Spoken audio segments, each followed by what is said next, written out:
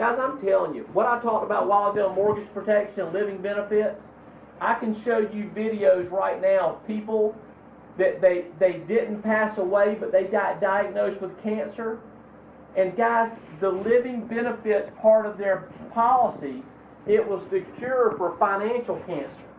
Because now they got cancer, now they had a heart issue, but what do most people think about? Most people that need to make money and need to go work their job, they're a fireman, or they're a police officer, or they're whatever, and all of a sudden they're laying there and they just found out they had a heart attack. It's probably not going to kill them, but man, got some changes to make, got some rehabilitation to do. What are most people thinking about? Man, I got to get back to work. See, all of a sudden the stress of like, I got to go get back and do what I need. Is that what you want people thinking about going through that? But what creates that? What creates that stress? It's called no money. And it's called working paycheck to paycheck. People can't afford to take 3 months off and lay in a hospital bed and go recuperate. People can't do that. They ain't got time for that.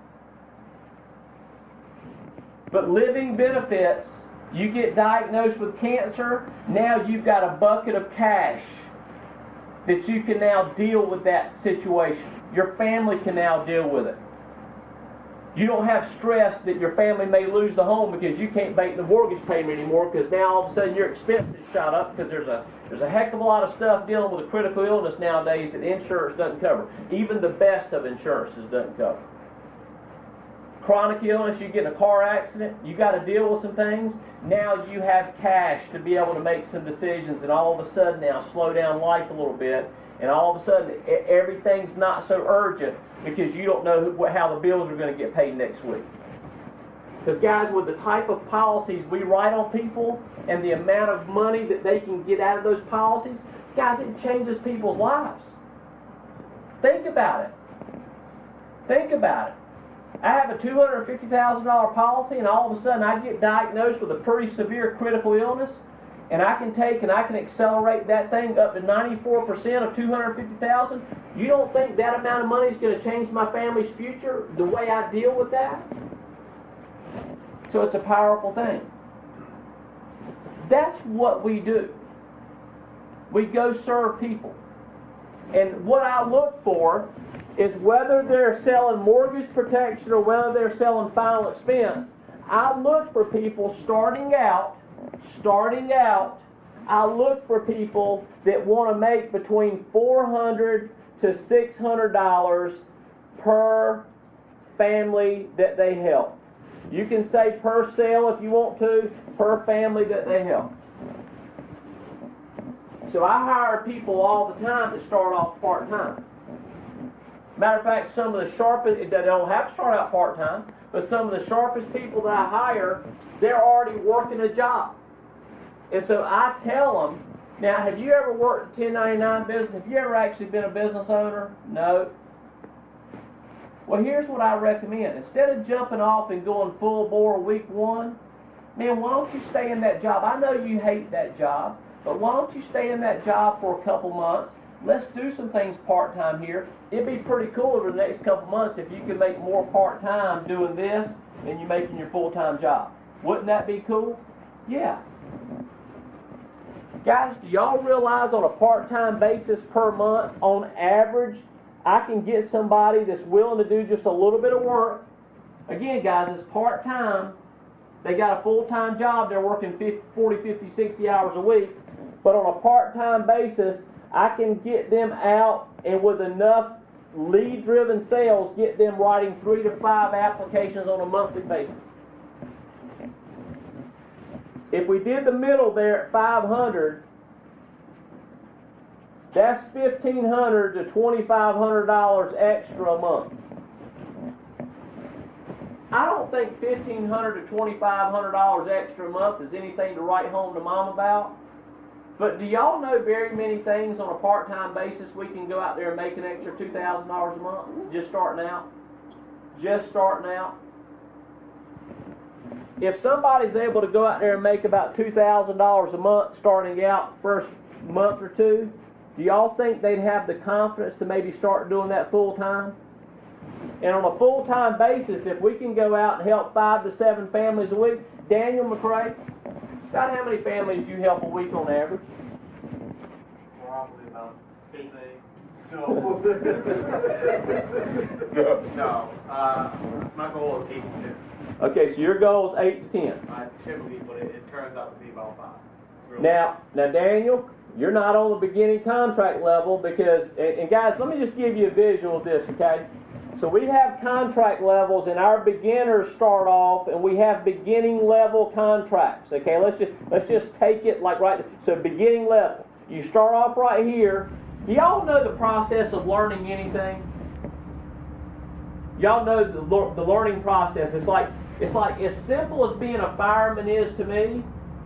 You know, sleep up there, slide down the pole, get on the truck, go out there. I mean, it's like that's simple to me. But the thing about it is, if I were to go do what Joe does, it's anything but, right? And so as simple as protecting families is to me, there is a learning curve. So when we go through learning anything, what are the phases? Okay, see if I can remember. You put me to a test here. So unconscious incompetence. Unconscious incompetence.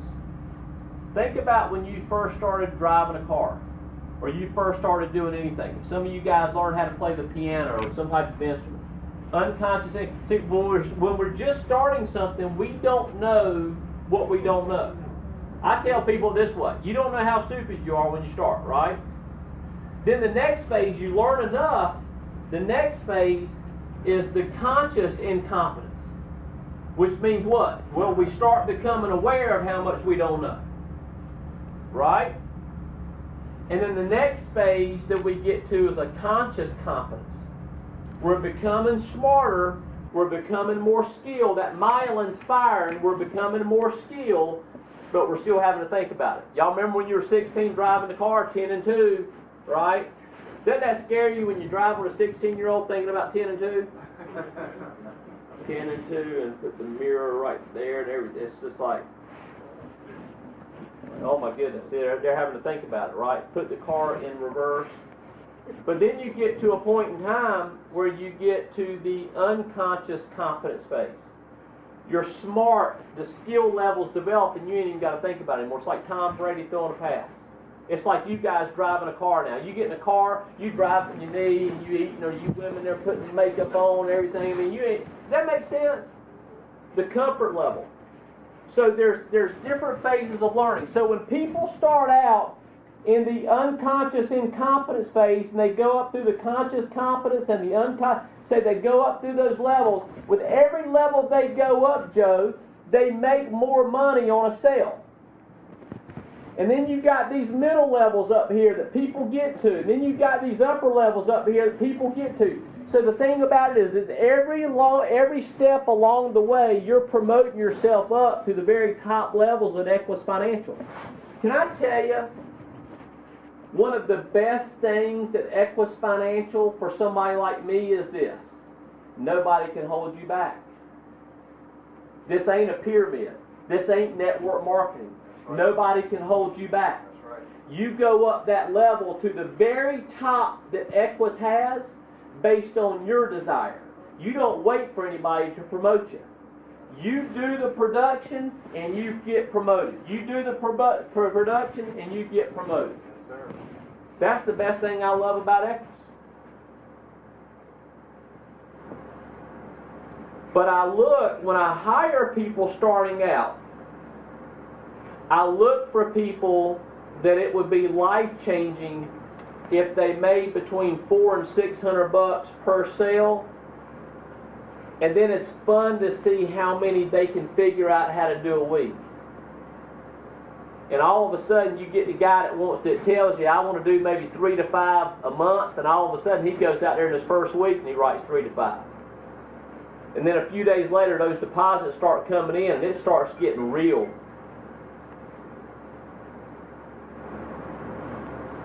Insurance companies pay us for distribution. And you represent, sitting in your seat, you represent about that much distribution for them.